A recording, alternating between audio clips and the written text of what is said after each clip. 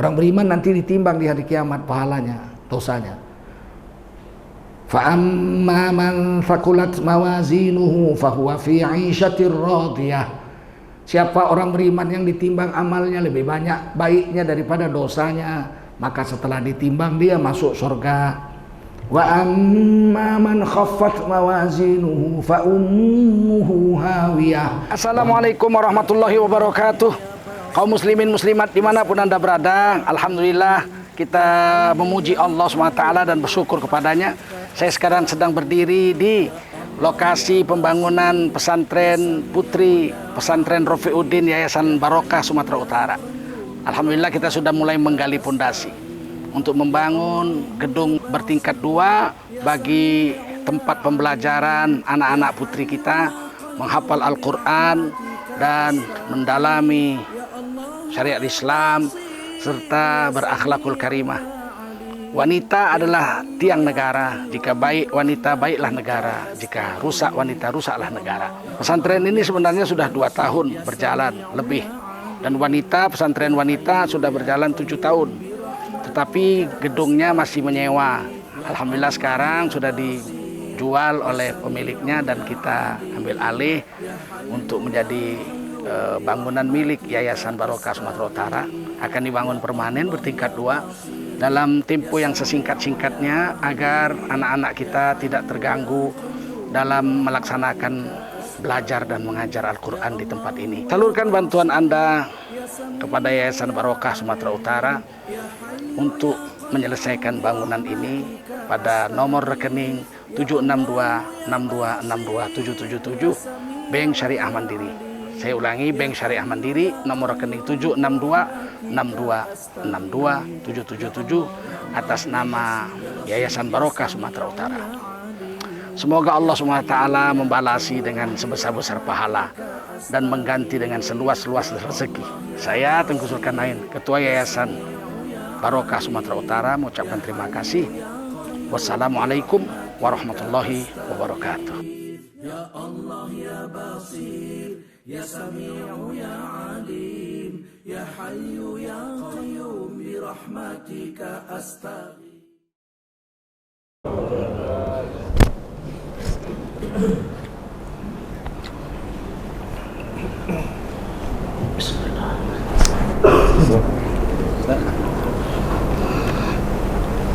Assalamualaikum warahmatullahi wabarakatuh. Hamdan wa syukran lillah wa salatan wa salaman ala rasulillah wa ala alihi wa sahbihi wa mawalah. Allahumma salli wa sallim ala hadhan nabiyil karim sayyidina wa habibina wa maulana Muhammadin wa ala alihi wa sahbihi ajma'in. Amma ba'du. Qala Allah Ta'ala fi kitabihil karim, A'udzu billahi minasy syaithanir rajim. Bismillahirrahmanirrahim. Faminan nasi man yaqulu rabbana atina fid dunya wa ma lahu fil akhirati min khalaq.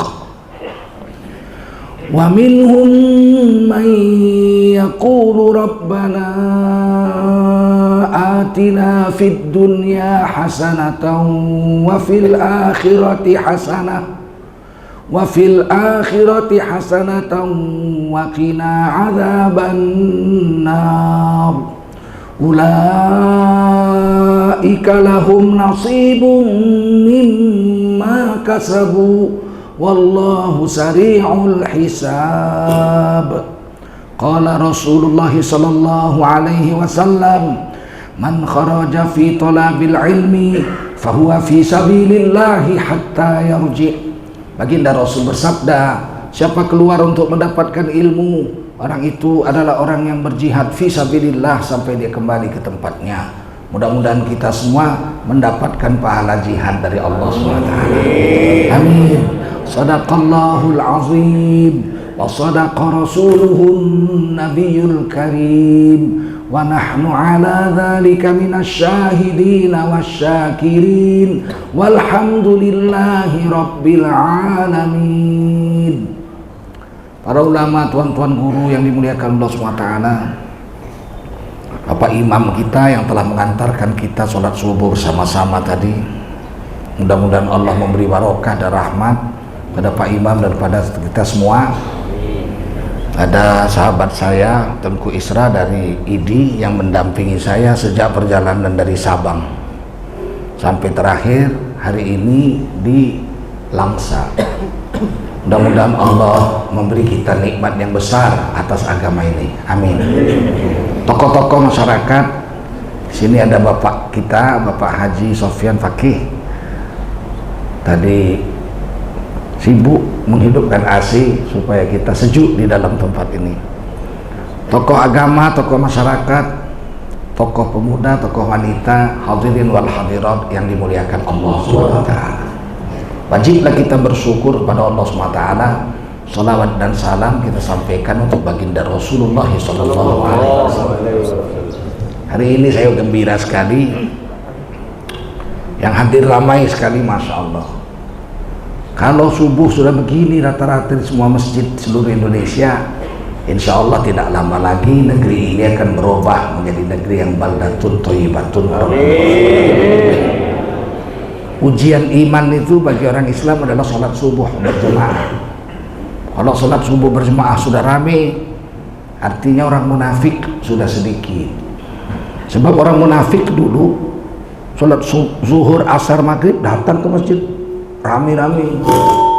Orang munafik itu tidak ke masjid dua waktu, isya dengan subuh. Karena isya sudah gelap, dulu kan nggak ada listrik, subuh masih gelap. Rasulullah nggak lihatnya itu, katanya. Mereka nggak datang. Masjid Nabawi itu, Masjid Nabi itu 7 tahun nggak ada lampu, 7 tahun tidak ada lampu. Baru tahun ke-7 ada orang kaya perempuan memasang lampu di masjid. Maka Nabi mengatakan, siapa memasang lampu di masjid, dia akan mendapat penerangan di hari kiamat. Jadi gelap, orang munafik gak datang. Kalau subuh udah begini banyak, berarti orang munafik sudah sedikit. Dan udara segar, karena yang bangun orang-orang soleh hanya, orang munafik belum bangun, napasnya belum mengotori udara. Orang munafik tuh banyak, Pak. Zaman Rasulullah aja 30%. Zaman Rasulullah 30%. Dari mana ukurannya? Dari perang Uhud. Perang Uhud itu tahun ketiga Hijrah. Kita diserang dengan 3.000 pasukan. Nabi bertahan dengan 1.000 pasukan. Musyawarah di mana perang? Di Uhud. Jangan di kota Madinah, nanti ikut perempuan-perempuan, anak-anak kena panah. Maka dicegatlah 6 km sebelum sampai kota Madinah, di pegunungan, sebuah pegunungan namanya Uhud. Disitulah dicegat, perang terjadi. Berangkatlah Nabi dari Madinah 1.000 pasukan. Raja orang munafik gembongnya ikut, Abdullah bin Ubay bin Salul ikut. Tapi bukan ikut untuk perang, ikut untuk merongrong perjuangan Islam. Sampai di Uhud dia mulai mempengaruhi orang, untuk apa kita ikut perang? Ini perang antara orang Mekah aja ini. Biarkan mereka sama mereka bunuh-bunuhan. Kita pulang aja. Nanti kalau kita mati, istri kita jadi janda, anak kita jadi yatim. Ngapain kita bela-bela Muhammad itu? Itu orang asing itu. Orang asing itu. Bukan orang asli kita. Pulang, pulang. Berhasil mempengaruhi 300 orang. Tinggal 700 orang Islam lawan 3.000, bayangkan. Dan kita kalah itu pada peperangan Pasir kedua, babak kedua kalah. 70 sahabat Nabi wafat di Uhud, termasuk paman yang paling Rasulullah sayangi, yaitu Sayyidina Hamzah radhiyallahu anhu. Zaman Nabi aja sudah digelar radhiyallahu anhu. Sahabat-sahabat itu sudah digelar radhiyallahu anhum. 30% munafik. Kira-kira sekarang tambah sedikit atau tambah banyak orang munafik? Itu ibu-ibu yang bilang. Tapi kurasa iya. Saya rasa memang iya. Sekarang ini waduh, gelar kiai, profesor, doktor, tapi kata-katanya itu menyakitkan orang Islam. Dosen-dosen agama jangan mengajarkan akidah banyak-banyak, cukup sekali pertemuan syariat, sekali pertemuan, yang lain moral aja. Karena akidah kalau dipelajari membuat orang menjadi radikal. La ilaha illallah. Kok tega ya ulama besar ngomong begitu? Justru orang yang akidahnya kuatlah yang tidak akan melakukan kezaliman. Betul?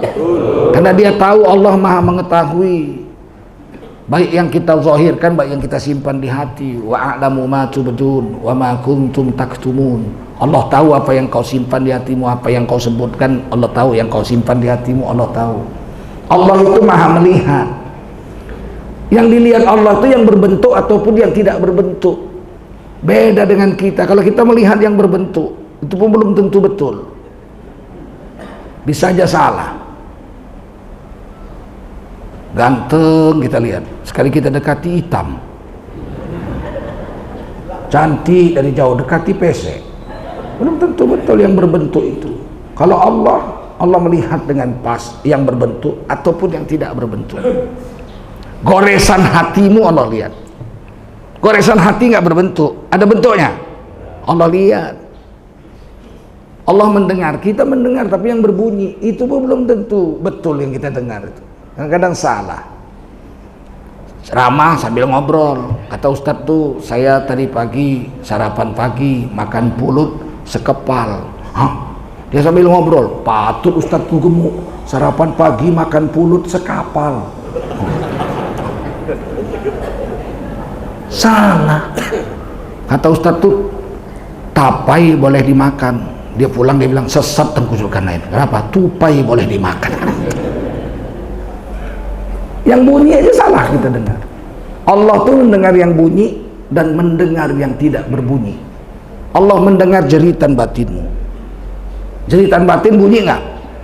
Allah dengar. Itu innahu huwas samiul basir. Allah Maha melihat yang berbentuk atau tidak berbentuk. Allah Maha mendengar yang berbunyi atau tidak berbunyi. Malaikat nggak bisa dengar yang tidak berbunyi. Kalau ada orang duduk habis sholat sunat, dia duduk berzikir, kemudian dia berdoa, nggak bunyi, air matanya yang bercucuran, geger malaikat selangit. Kata malaikat selangit, ya Allah, apa ini orang? Dari tadi air matanya bercucuran. Kalau dia bicara, kami bisa mengaminkan. Ini dia nggak bicara, dia nangis saja dari tadi nih. Apa dimintanya ya Allah? Beri ya Allah. Geger malaikat. Pokoknya dia nangis apa? Ya Allah, udah 3 tahun aku jadi janda ya Allah. Carilah gantinya. Tapi kan malaikat nggak tahu. Malaikat nggak tahu yang berbentuk dalam hati, tidak berbentuk nggak tahu. Makanya kalau orang baru berniat berbuat jahat, mereka nggak hitung. Nah, ini harus disadari. Kalau akidah kuat mana berani jahat. Ada seorang guru sufi, murid-muridnya dia bilang, anak-anakku besok bawa ayam, semua bawa ayam 1 ekor dengan pisau. Murid bawa semua. Terus gurunya bilang, sekarang kalian pergi, sembelihlah ayam ini di tempat yang tidak ada siapapun yang tahu. Wah, pergilah muridnya, nggak lama pulang semua. Sembelih. Di mana kau potong? Di balik batu sana. Kau mana? Saya di lubang sana. Saya di mana? Di sini. Saya di atas pohon sana. Semua. Tiba-tiba satu muridnya pulang, ayamnya masih hidup.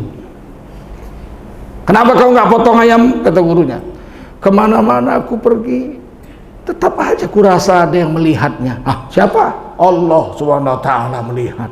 Tak bisa aku memotong di tempat yang tidak dilihat oleh sesuatu pun.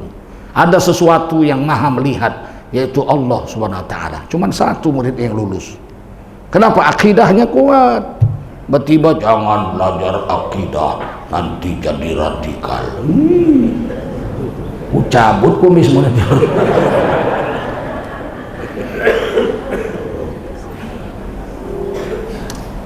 Kalau menjilat jangan terlalu kali lah, ya kan? menjilat jangan terlalu kali, sampai agama sendiri dirusak. Buat apalah ilmu tinggi, nahu, sorob, hebat, Quran hafal, profesor, doktor, kalau melarang orang Islam belajar akidah. Dulu penjajah Belanda gitu juga, orang belajar tasawuf sifat 20, jangan nanti kau gila. Mana ada orang belajar agama gila? Yang gila itu orang yang nggak mau belajar agama. Betul? Hari ini kembali sifat penjajah Belanda itu menghinggapi ulama-ulama Islam di Indonesia. Bagaimana nasib cucu-cucu kita nanti 50 tahun yang akan datang? Bagaimana nasib agama 50 tahun yang akan datang? Kalau begini model ulama-ulama kita.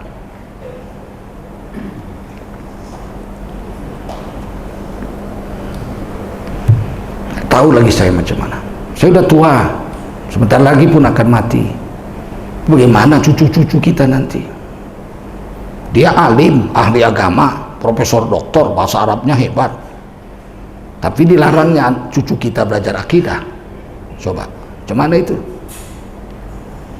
Nanti jadi radikal. Nah, nanti di masjid ini ada pelajaran tauhid, datang polisi sini ngepung, radikal. Gimana? Hari ini yang radikal itu saya lihat orang yang tidak tahu agama, orang-orang yang cinta dunia itu, PKI, sekuler itu. Nengok orang pakai jubah serban, radikal, ke Arab-Araban, bikin rusuh negara aja. Kita nggak pernah lihat orang pakai jas ke penjajahan, nggak pernah kita. Betul? Kita nggak pernah bikin ribut, yang bikin ribut dia. Wanita pakai cadar, dibilangnya wah radikal. Giliran pakai rok pendek, itu nggak apa-apa, itu radikal. Rusak otaknya, konslet bautnya copot 3 itu. Repot kita hari ini Pak, repot. Maka harus tetap dibuat pengajian di masjid ini, insya Allah ya. Dan datang kita, jangan nggak datang. Sebab pengajian begini ini nampaknya aja kecil ini. Kata Nabi, la yaqaudu qaumun yadhkuruna Allah illa hafathumul malaikah. Tidaklah satu kaum duduk mereka rapat-rapat, yadhkuruna Allah, mereka mengingati Allah. Kata Abu Hurairah radhiyallahu anhu, yadhkuruna Allah, di situ menceritakan hukum-hukum agamanya. Ini halal, ini haram, ini makruh, ini mubah, ini sunat muakkad. Dia bahas begitu. Maka illa hafathumul malaikah, turunlah malaikat-malaikat dari langit memayungi mereka dengan sayap-sayapnya. Mereka saling panggil memanggil satu dengan lainnya, memayungi majelis ini bersusun-susun sampai langit dunia. Lebih banyak malaikat yang hadir ini daripada manusia yang hadir segini banyaknya. Duduk aja begini. Wa ghasiyatuhumur rahmah, dan Allah sirami mereka dengan kasih sayang, dapat rahmat. Semua pulang dapat rahmat. Rahmat itu kasih sayang, bukan rahmat kartulu. Kasih sayang, disayangi Allah. Wa kana bil mu'minina rahima, adalah Allah terhadap orang beriman sangat kasih sayang. Kalau sama kafir tak ada kasih sayang Allah, secuil pun nggak ada. Sehingga orang kafir masuk neraka kekal selama-lamanya, khalidina fiha abada, selama-lamanya dalam neraka. Wala yamutu fiha wala yahya, di neraka itu hidup tidak, mati pun tidak, setengah mati. Hidup enggak, mati pun enggak, menjerit-jerit, enggak, kasihan Allah, enggak kasihan, sedikit pun Allah enggak kasihan. Tapi kalau orang beriman sebanyak berapapun dosanya, masuk neraka juga karena banyak dosa, satu hari akan keluar juga dari neraka, dimasukkan ke dalam surga. Kasihan Allah. Cuman itulah orang yang masuk neraka, orang beriman masuk neraka karena banyak dosa, gagal dalam timbangan amal. Orang beriman nanti ditimbang di hari kiamat pahalanya, dosanya. Fa amma man faqulat mawazinuhu fahuwa fi 'ishatir radiyah. Siapa orang beriman yang ditimbang amalnya lebih banyak baiknya daripada dosanya, maka setelah ditimbang dia masuk surga. Wa amma man khaffat mawazinuhu fa ummuhu hawiyah wa ma adraka ma hiya narun hamiyah. Orang beriman kalau ditimbang amal di hari akhirat lebih banyak dosanya dari pahalanya. Walau beriman apa boleh buat, masuk neraka sementara sampai dosanya lunas. Kejam kali Allah. Allah nggak kejam. Allah tuh kasih sayang. Kenapa ada yang masuk neraka orang beriman? Adil. Allah tuh adil. Masa orang jahat masuk surga, orang baik masuk surga? Nggak adil lah Allah. Ada satu orang penghafal Quran 30 juz, siang malam menjaga matanya, menjaga telinganya, ibadah siang malam pada Allah, takut sama Allah, masuk surga. Ada germo menjual bini orang aja kerjanya, masuk surga, jumpa di pintu surga, masuk surga ya, alhamdulillah. Kerjanya apa di dunia? Saya penghafal Quran, siang malam saya takut sama Allah. Masuk surga. Kamu penghafal Quran juga? Bukan, saya germo. Kalau begitu mending jadi germo, ya nggak? Nggak adil lah Allah kalau begitu. Justru ada neraka itu menunjukkan keadilan Allah. Apakah Allah kejam? Tidak. Karena setiap berbuat baik dibayar 10. Man jaa'a bil hasanati falahu asyru amsalihha. Siapa berbuat satu kebaikan, Allah bayar 10 pahala. Satu kebaikan, senyum aja, 10 pahala. Bayangkan kalau satu hari 1000 kali senyum, 10.000 pahala sehari. Tidak mungkin kita berbuat dosa 10.000 kali. Tidak mungkin. Menampar orang palinglah 2 kali, 10 kali kita tampar, tangan kita yang bengkak. Tapi berbuat baik bisa 10.000 kali pahalanya. Senyum aja. Ciri-ciri Nabi bilang, ciri-ciri ahli surga di dunia udah rajin senyum. Di dunia. Tapi kalau lihat orang yang rajin senyum, ahli surga kata Nabi. Ciri-ciri ahli neraka di dunia aja udah suntuk mukanya. Lakinya pulang, anaknya pergi sekolah, anaknya makan, suntuk aja. Sekarang cari orang senyum susah Pak sekarang ini. Oh susah. Jumpa lurah Pak. Assalamualaikum Pak Lurah. Waalaikumsalam. Apa kabar Pak Lurah? Oh susah. Lurah susah. Jumpa Pak Camat. Assalamualaikum Pak Camat. Waalaikumsalam. Apa kabar Pak Camat? Susah. Camat susah. Jumpa wali kota. Assalamualaikum Pak Wali. Waalaikumsalam. Gimana? Sekarang semua susah. Wali kota susah. Assalamualaikum Pak Gubernur. Apa kabar? Hanya lu orang tidak tahu masuk penjara 2 tahun nah. Oh, gubernur pun susah. Lihat orang yang senyum sekarang susah. Senyum. Padahal senyum itu satu hasanah. Satu hari 1000 kali senyum bisa 10.000 pahala. Jangan-jangan kita masuk surga karena senyum aja.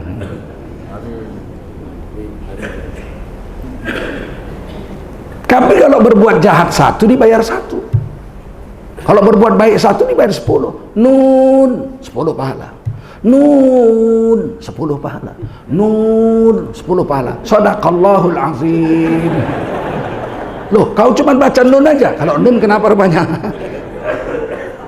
Hari ini orang menghina agama banyak Pak. Tokoh-tokoh agama. Baca Quran kok cuma nun. Jadi kalau nun kenapa? Kenapa rupanya kalau nun? Nabi tak pernah melakukannya. Terus bid'ah. Terus masuk neraka. Kepala atuk kau. Kau pikir neraka nenek moyang kau yang punya? Semua mau kau masukkan ke situ. Rasulullah mengatakan man qara'a harfan min kitabillah fahuwa bihil hasanah. Siapa baca Quran 1 huruf dapat 1 hasanah. Wal hasanatu bi asyri amsalihha. 1 hasanah dibayar 10 pahala. La aqulu alif lam mim harfun. Aku tidak katakan alif lam mim 1 huruf. Walakin alif harfun, wa lam harfun, wa mim harfun. Tapi kata Rasulullah alif sehuruf, lam sehuruf, mim sehuruf. Siapa baca alif lam mim, dia dapat pahala 30. Ayo. Datang Ustadz sekarang. Anak, ibu-ibu, bapak-bapak tidak usah baca Quran. Kalau tidak tahu artinya tidak berpahala. Kata Nabi alif lam mim 30 pahala. Hadis Hasan Sahih riwayat Imam Tirmidzi. Tiba-tiba Ustadz itu bilang, baca Quran tidak tahu artinya tidak berpahala. Apa ini Nabi baru turun di Langsa? Nabi bilang alif lam mim 30 pahala. Ada yang tahu arti alif lam mim? Hanya Allah yang tahu, betul. Tapi dapat pahala 30. Tiba-tiba keluar lagi ngomongan, siapa baca Yasin malam Jumat masuk neraka. Iya, Nabi nggak pernah baca Yasin. Iya, jadi diloncati Nabi kalau baca Quran gitu, pas Yasin loncat begitu. Pembohong besar dia ini. Ini banyak mengajar aneh-aneh akhir zaman ini. Saya pernah datang ke rumah kawan saya, ada Quran terjemahan, cantik Quran tuh. Saya lihat, saya buka, iya, ada di bagian agak ujung di staples, di hektar. Apa ini? Saya lihat Yasin. Loh, Yasin di hektar, di staples, nggak bisa dibuka. Datang dia bawa minum, Pak Ustadz, lagi lihat Quran saya. Ya, ini kok di staples? Wah, itu surah Yasin Pak, memang sengaja saya hektar. Kenapa? Ini kalau dibaca bid'ah Pak, masuk neraka. Supaya anak istri saya jangan baca, ini saya hektar.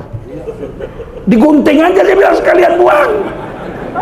Atau kau cetak Quran baru 113 surat minus surah Yasin, nggak usah ada. Ada-ada aja ini orang. Ini gurunya yang setengah gila ini. Banyak sekarang begitu kan? Membaca Yasin kok masuk neraka. Coba bayangkan di akhirat nanti, berjuta-juta orang digiring masuk neraka, dua rombongan, satu rombongan masuk neraka, satu rombongan masuk neraka, ketemu depan pintu surga. Kalian kenapa rame-rame digiring masuk neraka? Oh, karena kami dulu rajin baca Yasin malam Jumat. Karena baca Yasin malam Jumat masuk neraka, inilah nasib kami sekarang, berjuta-juta masuk neraka. Terus yang masuk neraka ini nanya, kalian rombongan lain, apa kalian malam Jumat masuk neraka karena baca Yasin juga malam Jumat? Oh bukan, kami kalau malam Jumat rame-rame mabuk berzina. Sama ya dengan saya yang baca Yasin. Makanya dulu jangan baca Yasin malam Jumat, lebih bagus berzina. Kan sial begini agama kalau begini dia dipahamkan. Kemana kalau orang yang mengajarkan ini? Kata Nabi, siapa baca Quran satu huruf 10 pahala kok. Dibacanya nun 10 pahala. Shadaqallahul azim. Selesai. Kau kok cuma nun aja. Kalau nun kenapa rupanya? Kan 10 pahala. Kok kau keberatan, Nabi aja nggak keberatan? Coba. Hari ini banyak aneh-aneh. Kata Nabi, kita duduk ngingat Allah, turun malaikat memayungi. Ada orang sahabat Nabi, zaman sahabat Nabi, duduk di masjid dengan sepupunya penghafal Quran terbaik zaman itu, Abu Musa al-Ash'ari radhiyallahu anhu. Sepupunya yang satu lagi ini nggak ahli Quran, duduk habis isya iktikaf di masjid, dibacanya kulhu. Ini hadis Bukhari dalam kitab Riyadhus Shalihin ditulis ini, anna rajulan sami'a rajulan yaqra'u qul huwallahu ahad yuraddiduha. Ada seorang laki-laki duduk mendengarkan saudaranya lagi baca qul huwallahu ahad, diwirid-wiridkan, diulang-ulang. Bismillahirrahmanirrahim. Qul huwallahu ahadunillahus samad, lam yalid wa lam yulad wa lam yakul lahu kufuwan ahad. Bismillahirrahmanirrahim. Qul huwallahu ahad, Allahus samad, lam yalid wa lam yulad wa lam yakul lahu kufuwan ahad. Diwirid-wiridkan. Yang dengar ini ahli Quran, hafal 30 juz. Remeh dia. Macam tak ada ayat lain. Kulhu saja. Namanya orang alim. Bahayanya orang alim tuh sombong, tahu, merasa hebat, ujub. Dari tadi kulhu saja, Nabi nggak pernah mengajarkan begini, kan bid'ah lah itu. Wa innahu yataqalluha, dianggap remeh dengan kulhu saudaranya itu. Falamma asbaha, selesai sholat subuh, ja'a ilan Nabi sallallahu alaihi wasallam. Laki-laki penghafal Quran ini, Abu Musa al-Ash'ari radhiyallahu anhu, dalam Sarah Riyadhus Shalihin dan Dalilul Falihin disebut namanya. Jumpa sama Nabi. Pada karodzalika lahu, diadukan sama Nabi perilaku saudara sepupunya itu. Ya Rasul, tadi malam saudara saya ini habis isya baca Quran, qul huwallah aja, diulang-ulang itu aja, macam tak ada ayat lain. Wa innahu yataqalluha, anggap remeh dia dengan perbuatan saudaranya itu. Maksudnya ngadu sama Nabi supaya Nabi marah. Kamu ini bagaimana? Saya nggak pernah ngajari kok kamu buat, bid'ah kamu, kan gitu kita kira. Tiba-tiba apa kata Nabi? Qala Rasulullah SAW, walladzi nafsi biyadi, demi Allah yang menguasai nyawaku, bersumpah Nabi, innaha la ta'dilu thulutsal Qur'an, satu kulhu dibaca saudaramu itu pahalanya setara dengan membaca sepertiga Al-Quran. Enggak dibilang Nabi bid'ah masuk neraka. Kenapa? Karena pada dasarnya membaca Quran itu sunat hukumnya. Paham? Paham? Mau kulhu saja diulang-ulangnya itu silakan. Inilah agama yang begini indah ini. Duduk dia baca kulhu sendirian aja, kulhu aja dibacanya 100 kali, turun malaikat memayungi dengan sayap-sayapnya sampai ke langit dunia. Nah, jadi kita buat amalan, buat majelis agar malaikat itu turun memayungi kita dan memberi kita rahmat. Yang ketiga, wa nazalat alaihimus sakinah, diberikan ketenangan jiwa. Duduk begini aja, ngaji begini, tenang jiwa, tentram. Pulang ke rumah sejuk hati itu, tidak menggelabah hati itu. Itu hebatnya majelis ini. Ini campur malaikat. Ada ketenangan jiwa. Tidak ada ketenangan jiwa kecuali dalam agama. As-sakinah unzilat minas samai ma'al malaika. Imam Nawawi mengatakan sakinah itu adalah ketenangan jiwa, turun dari langit, diturunkan Allah. Dan ketika sakinah itu turun, ikut malaikat mengiringinya. Nah, jadi sakinah itu harus ada malaikatnya. Kalau tidak ada malaikatnya bukan sakinah. Zikir, tenang, sakinah. Baca Quran, hati tenang, sakinah. Sholat tahajud malam, hati tenang, sakinah.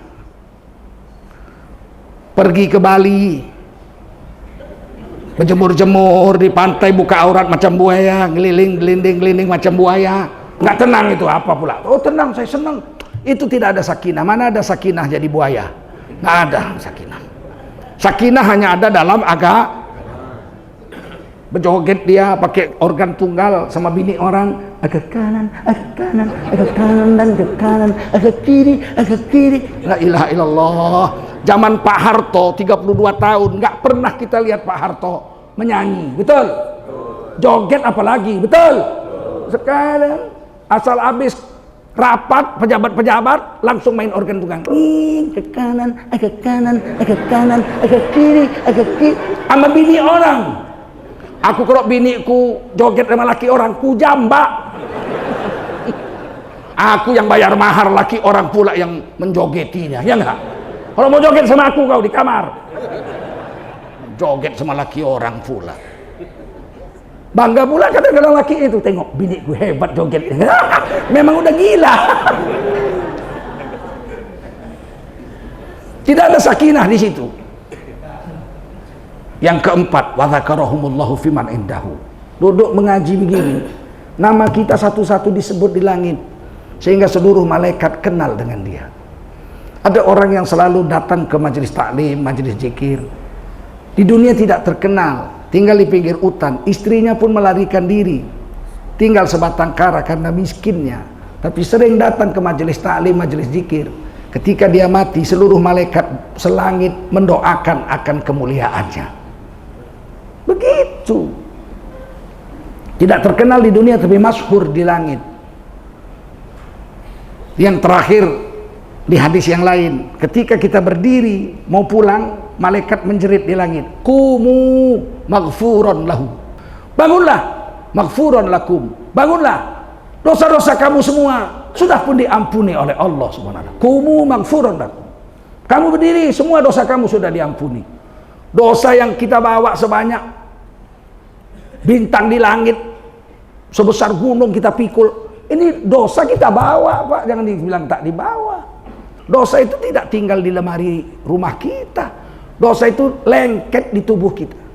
Kita lihat bini orang, tangting, tangting, lengket dosanya di mata. Kita dengar kalimat-kalimat porno, lengket dosanya di kuping. Kita pegang bini orang yang bukan mahram, lengket dosanya di tangan. Dosa itu bau busuk, jijik Allah lihatnya.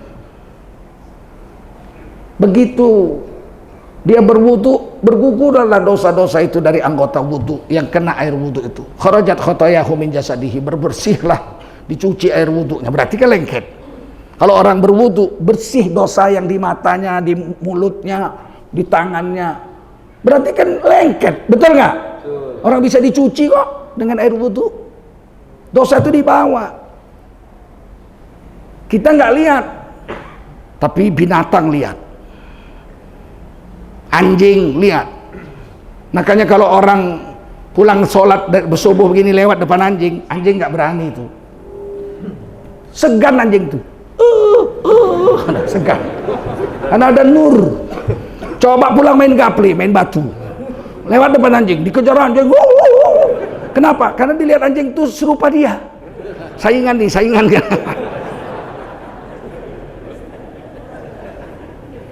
Kami Pak, waktu kecil sudah pulang ke Bagan Siapi-api, Riau sana. Rokan Hilir, kampung ibu saya. Kalau ada orang dimakan harimau atau diterkam buaya, orang kampung tuh bilang apa? Mati ditokokam harimau. Yo, apalah salahnya yo? Apalah dosanya ya?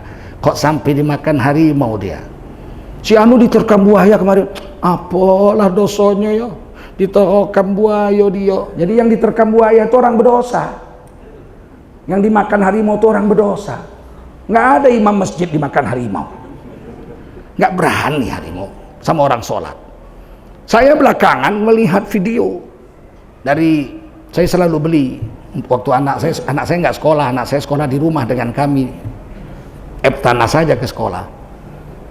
Jadi harimau itu diletakkan kamera di hutan, orang cari kayu, datang harimau pelan harimau itu datang. Waktu udah dekat, tunduk harimau itu, sujud dia. Ditengoknya kepala yang mau diterkamnya itu. Kalau kepala orang, pergi dia. Pergi dia, nggak berani dia. Tapi kalau dilihatnya kepala babi, diterkamnya lah. Jadi harimau tuh nggak berani memakan orang yang wujudnya manusia. Karena manusia ini khalifah di atas dunia. Wa huwallazi ja'alakum khalaifal ard. Dialah Allah yang telah menjadikan kamu semua, hai orang beriman, khalifah di atas bumi. Mana berani harimau memakan khalifah? Yang dimakan bentuk binatang.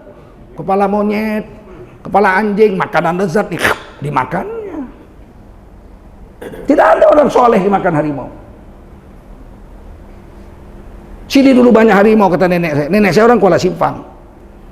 Setahun sekali pulang dia lihat bapaknya kan.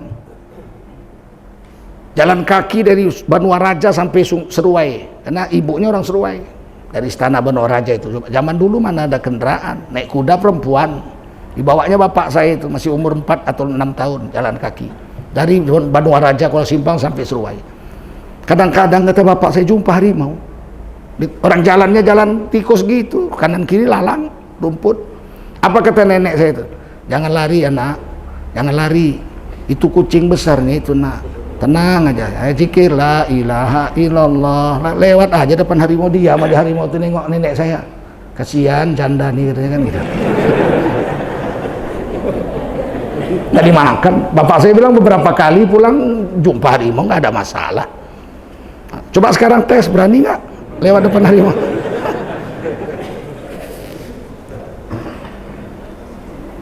Tiba-tiba malaikat bertanya, ya Allah, diantara yang hadir itu ada yang nyender, kecapean, habis sholat nyender dia langsung tertidur. Apakah diampuni juga dosanya? Demi kemuliaan majelis itu, kata Allah, ampunkan juga dosanya walaupun dia tertidur. Itulah baiknya Allah. Wa kana bil mu'minina rahimah. Allah terhadap orang beriman maha kasih sayang. Cuman dia rugi nggak dapat ilmu itu aja. Kalau dosa semua diampuni yang datang ini, ilmu nggak dapat. Pulang ke rumah ditanya sama istrinya, abang dari mana bang? Ngaji di masjid Paya apa? Paya Bujuk. Siapa ustadznya? Tengku Zulkarnain dari Jakarta. Masya Allah. Apa isi ceramahnya? Amma ba'du. Orang dia tidur. Dia rugi aja nggak dapat ilmu, tapi dosa diampuni. Jadi kenapa kita nggak mau duduk dalam majelis taklim? Kadang-kadang ada jemaah lagi duduk di masjid baca taklim, hadis, bahasa Indonesia aja. Duduk kita dengar. Rasulullah mengharamkan buang air kecil di lubang-lubang binatang. Kita dengar sekali. Hafal kita kan. Satu hari satu, setahun 365 hadis kita hafal. Satu hari kita lagi jalan-jalan mau buang air kecil, nampak lubang, emak, ini lubang semut. Pindah kencing tuh, saat. Kenapa? Kok pindah, kata kawannya? Berenang nanti semut tuh. Aku pernah dengar hadis dulu di masjid, dilarang oleh Rasulullah buang air kecil di lubang-lubang binatang. Manfaat taklim itu. Tapi kita hari ini nggak mau dengar, anggap remeh dengan taklim itu. Selain kita duduk dalam taklim itu mendapatkan ilmu, hati kita bersih. Dengar aja, hati kita bersih. Huwallazi ba'atsa fil ummiyina rasulam minhum yatlu 'alaihim ayatihi wa yuzakkihim wa yu'allimuhumul kitaba wal hikmah wa in kanu min qablu lafi dhalalim mubin. Dialah Allah yang telah mengutuskan seorang rasul kepada kaum yang buta huruf. Rasul itu membacakan kepada mereka ayat-ayat Tuhan mereka. Mereka mendengarnya, wa yuzakkihim, hati mereka jadi bersih dengan mendengarkan taklim dari Nabi. Setelah hati bersih, wa yu'allimuhumul kitaba wal hikmah, diajarkanlah ilmu Al-Quran dan hikmah, hadis-hadis Nabi. Mereka dengar sami'an wa ata'an, mereka taat 100%. Wa in kanu min qablu lafi dhalalim mubin, padahal sebelum itu mereka itu adalah kaum yang paling sesat dengan kesesatan yang terang-terangan. Luar biasa ayat ini. Duduk aja dengar taklim, hati bersih. Maka nggak usah heran jemaah tablik 3 hari iktikaf di masjid. Dia taklim tuh dari jam 9 sampai jam 12, dibacakan ayat-ayat Quran, hadis. Orang tuh duduk dengar. 3 hari kemudian preman berubah. Kanan kiri tato, ular naga. Kemana-mana nakut-nakuti orang di pasar. Nih, ular naga. Mencabit, nih, naga. Keluar 3 hari, tutup pakai jubah. Mana nagamu? Mana? Nggak ada. Begitu tunduknya dia dengan taklim. Kalau sama polisi, tunduk juga tapi sebentar. Datang polisi, ada preman tukang minta duit. Datang polisi pakai pistol. Mana? Ini apa ini? Cacing. Begitu pergi polisi itu jahat lagi dia. Tapi dengan taklim, preman besar berubah jadi soleh. Pemabuk berubah jadi soleh. Kok bisa secepat itu? Bukan pakai sihir jemaah tabligh itu membaikkan orang. Pakai taklim. 3 hari kali 3 jam, 9 jam duduk dengan taklim. Bersih hatinya, wa yuzakkihim. Begitu disampaikan ilmu, mari kita sholat berjemaah. Malu sama Allah dipanggil, hayya ala sholat, sholat di sini, mari di sini, sholat di sini. Tak datang kita. Masuk ilmu itu, ya Allah. Hampir 50 tahun aku nggak pernah mendatangi azan. Alangkah malunya aku jumpa Allah di hari kiamat. Berubah dia, masuk ilmu itu. Kenapa? Karena hati udah bersih. Hari ini kan banyak ustadz duduk aja nggak mau taklim. Ini ceramah dia. Nanti kalau aku duduk situ dibilang orang pula aku murid dia. Angkuhnya. Ini yang didengarkan ini Quran hadis. Bukan siapa yang ngomong yang perlu didengar. Yang perlu didengar pelajaran agamanya itu, betul. Rasulullah aja duduk dengar taklim. Rasulullah aja duduk ikut zikir. Habis asar Nabi datang, dilihat ada sahabat lagi zikir, Nabi ikut situ zikir. Saya tadi turun wahyu. Sabarkanlah dirimu bersama-sama dengan orang yang sedang mengingati Allah. Ku cari-cari mana orangnya, rupanya ini klien. Aku duduk itu. Duduklah Nabi bersama dengan mereka yang sedang berzikir itu. Tengok, supaya hati bersih. Padahal hati Nabi bersih. Siapa bilang hati Nabi kotor? Tapi membesarkan majelis agama itu disuruh oleh Allah dan dilakukan oleh Rasulullah SAW. Nanti keluar dari sini kita bawa rahmat. Bertebaranlah di kampung ini. Semua akan menyebarkan rahmat Allah yang ada di masjid ini kepada orang kampung. Kan masuk masjid dapat rahmat. Duduk dalam taklim dapat rahmat. Masuk masjid itu kata Nabi doanya, Allahumma semua. Iftahli Abu Aba rahmatik. Ya Allah, bukakanlah olehmu untukku pintu-pintu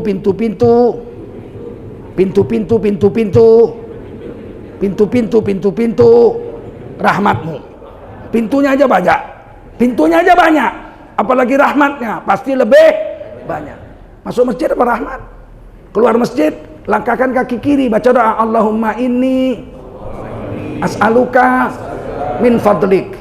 Ya Allah, sesungguhnya aku minta rezeki darimu. Masuk masjid dapat rahmat, keluar masjid dapat rezeki, masuk masjid dapat rahmat, keluar masjid dapat rezeki. Coba. Nanti keluar dari masjid ini semua ini membawa rahmat tersebar seluruh kampung ini. Sehingga dikatakan, kalau kau mau melihat kampung yang dirahmati Allah, lihatlah jemaah masjidnya. Kalau makmur masjidnya, pindah kau ke kampung itu, karena kampung itu kampung yang dirahmati Allah. Tapi kalau kau lihat masjidnya bangkrut, yang sholat cuma 11 orang, imam sama muadzin sebelah-sebelahan.